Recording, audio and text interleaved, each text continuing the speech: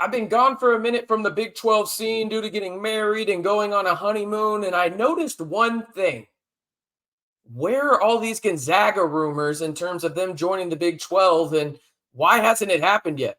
We'll talk about that and much more in today's video. But before we do, be sure to hit that like, subscribe, and while you're at it, you might as well hit that notification bell as well to stay in the know on Big 12 hoops all year long. We'll have at least one video every week here on the channel talking about the latest breaking news within the conference and what bracketology looks like at that given moment. So if you want to join one of the most interactive Texas Tech communities and still be involved in Big 12 talk as well, be sure to hit that like, subscribe, and while you're at it, the notification bell as well. Before we get into the latest when it comes to Gonzaga potentially joining the Big 12 as a basketball-only school and what is being reported here over the past couple of days, I want to hear from you guys. Do you even want to see the Big 12 add Gonzaga as a basketball-only school? Just a simple Y for yes or in for no down on the pinned comment down below. All right, let's talk about this because, again, I went off, got married, went on a honeymoon, this, that, and the other, right? And now I thought to myself, I thought Gonzaga was joining the Big 12 conference really about 3 weeks ago, right, as a basketball-only school. And that just hasn't been the case. But there is a report from Gonzaga Nation, part of the Sports Illustrated Network, that reported that Big 12 Commissioner Brett Yormakr flew to Spokane and met with Mark Few, head men's basketball coach at Gonzaga. Now, they did go on to say that Commissioner Yormark also said a couple weeks ago at Big 12 Media Days, there's nothing imminent and that he's open to all options that will create value for membership. Yormark reportedly wanted the Zags to join by the 2024-2025 season, but league members have a laundry list of questions over revenue sharing, scheduling, that Brett Yormark needs to bring to Gonzaga first, i.e. why he met with them. Now, this is interesting from the standpoint that he met with Mark Few. And if you know anything about college basketball, Mark Few is one of the most highly respected basketball coaches currently in the game today. And it's interesting from the standpoint of Brett Yormark went up there, addressed these laundry list of issues to Gonzaga, and now you think the ball is in Gonzaga's court in terms of how are we going to address them from the standpoint of simply our institution, right? How is Gonzaga going to address these concerns that other potential league members of theirs have within the Big 12 as it currently stands, right? For me, I think Gonzaga is super interesting. I'm all about going the basketball route in terms of this is what the Big 12 is all about. And apparently Brett Yormark is as well, as he went out and actually said this. The media rights deal with ESPN, right? We all know this. This is what is said right now and how it's broken down and at least his vision of those media right deals.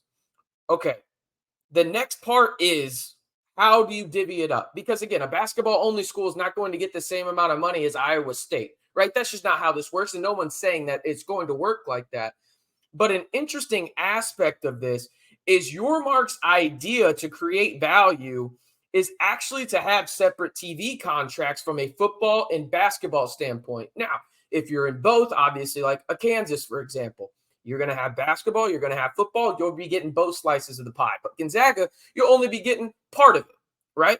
And so that's really what this comes down to. And I'm really interested because the media rights deal with ESPN and Fox gave the conference the option to have two sport deals, right? Like in their next deal. But that wouldn't take effect until 2031 when that deal is potentially re-upped, right? Currently, the Big 12 is reworking those deals with Fox and ESPN for, the distribution towards each school and if there's going to be more money added, right? Because of the Arizona's schools joining Colorado and Utah, right? So you wonder if you're Brett Yormark at this given point, right? If you can go into negotiations and try and speed things up, almost like he did in terms of getting this new TV deal for the Big 12, right? Leapfrogging the Pac-12 and basically leaving them left for dead with only two schools in Washington State and Oregon State set to be in this conference at that given time, right? Looking at the calendar right now as it stands in early November going into next season, right, in the Pac-12.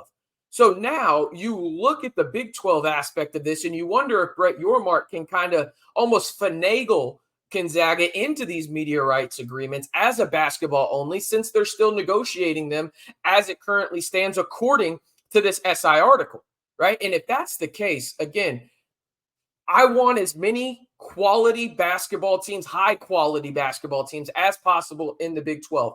I think it's a great thing, right? If you can get Gonzaga, now you have the likes of Kansas in there as well. You've got Baylor, who's won a national championship. Kansas has won a national championship. Texas Tech has gone to a national championship game, right? In a Final Four. You also have schools that are going up, and I didn't even mention Houston, right? As one of the new ones.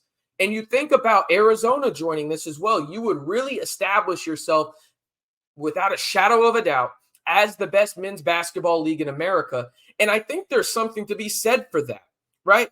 And now, again, can Brett Yormark finagle this in terms of he's reworking these deals with the Arizona schools, right? Both of them, Arizona, Arizona State. And there is a juicy report out of Arizona right now, that they overestimated their budget in terms of their school budget by $240 million.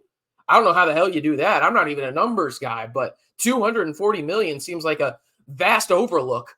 Just saying, Arizona. But anyway, can Brett Yormark potentially get Gonzaga in there? And most importantly in this, I want to hear from you guys again. Do you even want to see the Big 12 add Gonzaga as a basketball-only school? Again, let me know on the pinned comment down below, a simple Y for yes or in for no.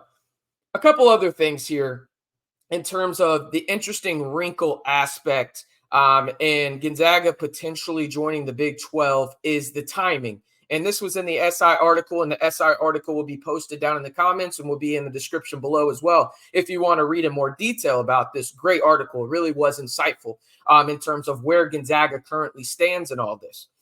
If talks advance far enough for the Big 12 members to come together to vote on the Bulldogs, they said they would need at least 75% of the league to vote yes. This is where the timing comes in if you're Gonzaga, okay? If a vote came before June 30th, 2024, so what are we talking about here? We're just a couple of weeks away from Thanksgiving. We're about 8 months away, right? Ish. The Zags would need 9 of the 12 schools for the approval. Right? So you think about that, 9 of 12, 75%. If the vote comes after the 4 former Pac-12s officially join on July 1st, the day before, or day after, in 2024, they would need 12 of the 16 members to approve. And here's the thing. Is there something would you want them to be on your side in the vote if you're Gonzaga? Or do you think those schools would be like, no, we don't want any more West Coast schools in there? For me, I potentially think that would be good for the West Coast schools from a travel standpoint, right? One closer to you. You don't have to spend as much money. It would obviously suck for West Virginia. You're literally traveling the whole country from the East Coast to the West Coast, right? Same with UCF. That's a 5-hour flight. So you think about it from that regard, the timing is interesting. I will end the video on this, though. You've seen it during his time as commissioner of the Big 12. If Brett Yormark wants something, he typically gets it, and rightfully so, with the way that he has impacted this league in terms of leapfrogging the Pac-12, solidifying the base, right? Having those 4 teams come in this year, that was more Bob Bowlesby, but Brett Yormark solidified it. Thinking about the new TV deal, the expansion in terms of more teams potentially being added, media, how they've changed their outlook on that, right? Like he's done and pressed all the right buttons so far for the Big 12. And so you have to wonder if this is like, hey, if he's serious about it, you look at the guys that are also the powers that be at this point for the Big 12 for their respective schools and think, well, Brett has done us right so far. We'll let him have this one. Is there potentially that? Who knows, right? But right now, it looks like he wants Gonzaga. But as we all know, things change in the drop of a hat, the blink of an eye, whatever analogy you want to use in the conference realignment game. So I thought it was interesting how we haven't heard anything for about 3 weeks on the Gonzaga front. But this article, again, I'll post it down in the description and in the comments below. Make it feel like the ball kind of is in Gonzaga's court to prove to some of these Big 12 schools and institutions like, hey, this is what we bring, this is what we do, X, Y, and Z, because Brett Yormark seems all for it. One more time, I'm going to ask you again as we head out, do you want to see the Big 12 add Gonzaga as a basketball-only school? Just give me one letter, a simple Y for yes or in for no. And one more time, if you want to join one of the fastest growing Texas Tech communities and one of the most engaging Big 12 communities on YouTube, you know what to do. Hit that like button, subscribe, and while you're at it, you might as well hit that notification bell to stay in the know right here on the Back to 12 podcast channel.